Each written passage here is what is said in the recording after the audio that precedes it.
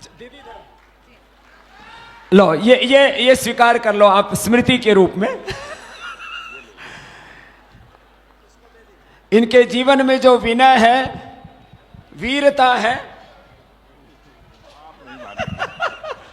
और आप हमारे राष्ट्र के गौरव हैं और हम सब के आप हृदय स्थान पर हैं। आपका एक बार जोरदार अभिनंदन है आपकी विनम्रता के लिए, वीरता के लिए, शौर्य पराक्रम और एक बहुत शुचितापूर्ण जीवन के लिए। बहुत बहुत प्रणाम।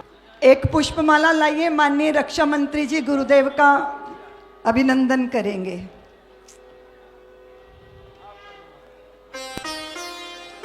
मेरे सतगुरु दीन दयाल काग से हंस बनाते हैं, मेरे सतगुरु।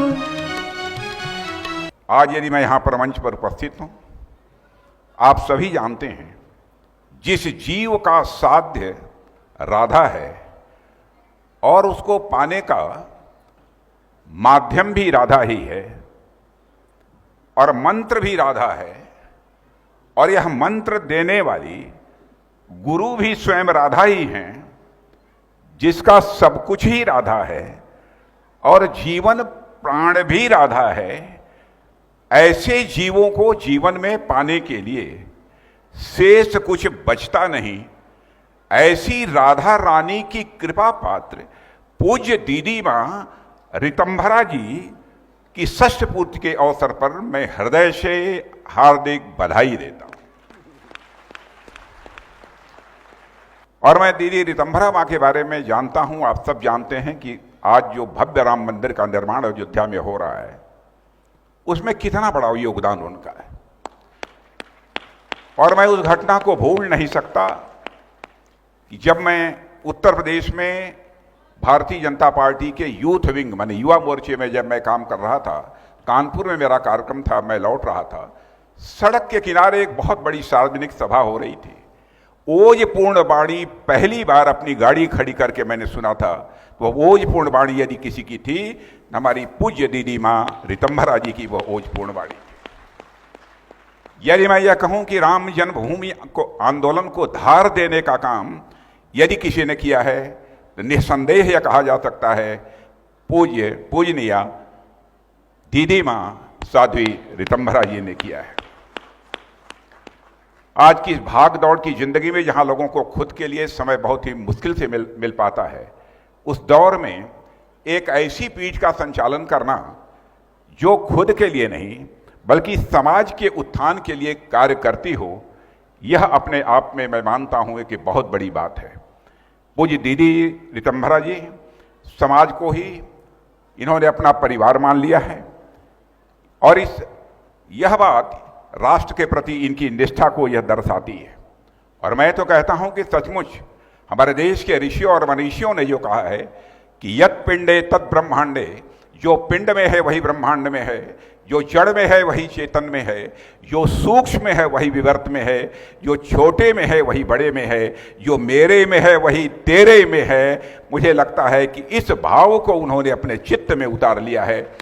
इसीलिए इस पीठ के माध्यम से उन्होंने समाज की सेवा करने का संकल्प लिया है। परम पूज्य स्वामी परमानंद गिरि जी महाराज के आदेश।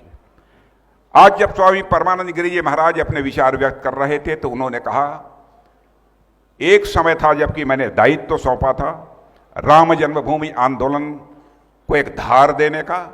उस दायित्व का निर्वहन पूजनीय साध्वी ऋतंभरा जी ने तो किया है, लेकिन अगला दायित्व उन्हें यह देता हूं कि अब सामाजिक समरसता इस देश में पैदा करने के लिए अपनी दायित्व का निर्वाह करें। ये बहुत बड़ी बात उन्होंने कही है।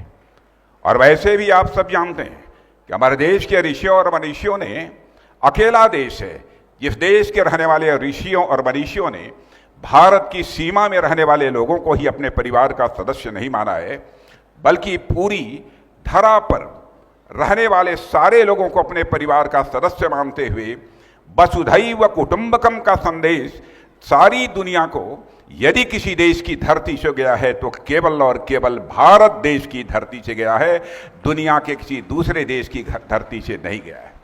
शायद इसी सोच के आधार पर उन्होंने यह आदेश दिया है कि आगे सामाजिक समरसता के लक्ष्य को प्राप्त करने के लिए हमारी पूजनीय साध्वी ऋतंभरा जी भविष्य में काम करेंगे।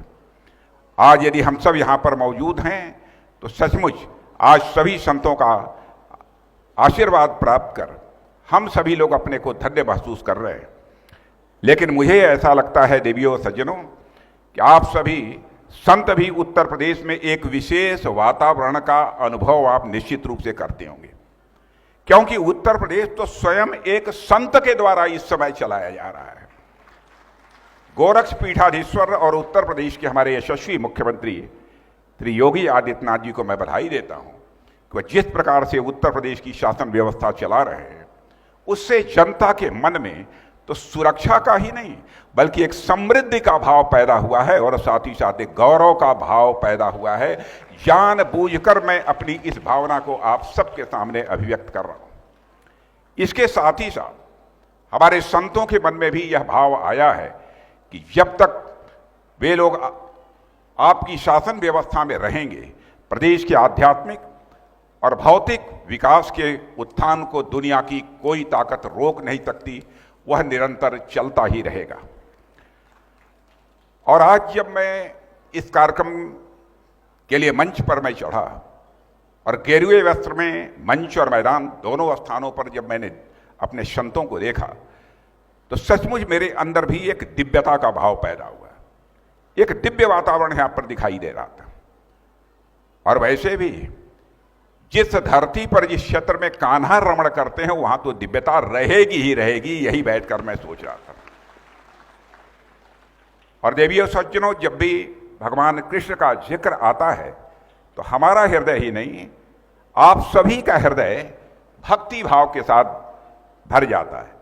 हमारे प्राचीन शास्त्रों में भी कहा गया है कर। तो इस अवसर पर इससे कुछ ज्यादा न कहते हुए मैं पूज्य दीदी मां के प्रति श्रद्धा की अभिव्यक्त करता हूं और साथ ही ईश्वर से प्रार्थना करता हूं बड़ा दायित्व पूज्य गुरु परमानंद गिरि जी महाराज ने उनके ऊपर सौंपा है, उसको पूरा करने के लिए निवेदन समाप्त। एक बार बहुत बहुत अभिनंदन, जिस भक्ति से, जिस प्रेम से और जिस दार्शनिकता के साथ अपने अपने सनातन संस्कृति को स्वर दिए। मैं 2 मिनट की बात कह करके फिर आपके प्रस्थान के लिए हम आपको ज़्यादा रोकेंगे नहीं।